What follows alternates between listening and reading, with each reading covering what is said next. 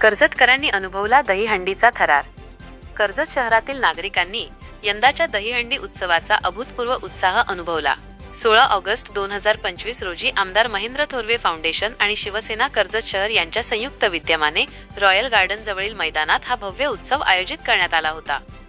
या प्रसंगी आमदार महेंद्र थोरवे यांनी दहीहंडी उत्सवाला उपस्थित राहून सर्व गोविंदा पथकांशी संवाद साधला।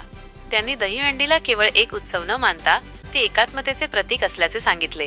महाराष्ट्राचे मुख्यमंत्री माननीय एकनाथ शिंदे यांनी गोविंदांसाठी विमा योजना जाहीर केल्यामुळे हा उत्सव अधिक मोठ्या प्रमाणावर साजरा होत आहे। आमदार थोरवे यांनी सर्व गोविंदांचे अभिनंदन केले आणि त्यांच्या या जल्लोषपूर्ण सहभागाबद्दल कृतज्ञता व्यक्त केली। तसेच कर्जतच्या नागरिकांनी या उत्सवाला दिलेल्या उदंड प्रतिसादाबद्दल त्यांचे आभार मानले। याच कार्यक्रमात अजय पाल आणि विजय पाल यांच्यासह गुंडगे येथील अनेक कार्यकर्त्यांनी शिवसेनेत प्रवेश केला। आमदार थोरवे यांनी त्यांचे पक्षात स्वागत केले। आम्ही सर्वजण मिळून कर्जतचे नंदनवन बनवण्यासाठी कटिबद्ध आहोत असा निर्धार त्यांनी व्यक्त केला।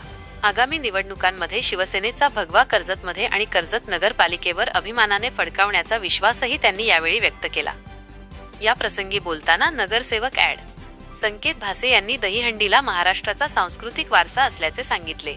हा वारसा जपण्याचे भाग्य शिवसेनेच्या माध्यमातून आपल्याला लाभले आहे असे ते म्हणाले। आमदार थोरवे यांच्या नेतृत्वाखाली कर्जत शहराचा सर्वांगीण विकास होत आहे असे सांगत त्यांनी दहीहंडीच्या मानवी मनोऱ्याचे सुंदर उदाहरण दिले। ज्याप्रमाणे खालच्या थरातील गोविंदा वरच्या थराला आधार देतो, त्याचप्रमाणे आपण सर्वांनी एकत्र येऊन काम केल्यास कर्जतचा विकास नक्कीच साध्य होईल असा विश्वास त्यांनी व्यक्त केला।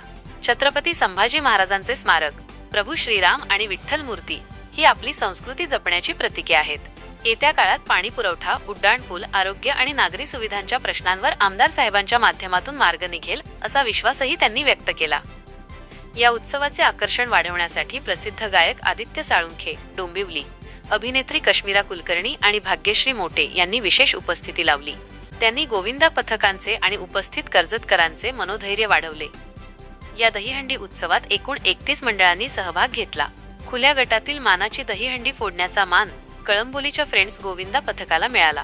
कर्जत तालुका मर्यादित दहीहंडी सलग तिसऱ्या वर्षी विठ्ठल रखुमाई आनंदवाडी नेरळ या पथकाने पटकावली, तर कर्जत शहर मर्यादित दहीहंडी जय अंबे भवानी ज्युनियर भिसेगाव या गोविंदा पथकाने जिंकली। कार्यक्रमाच्या शेवटी पुरुष आणि महिलांसाठी खास लकी ड्रॉचे आयोजन करण्यात आले होते। उपस्थितांमध्ये ड्रॉ काढून विजेत्यांना बक्षिसे वाटण्यात आली।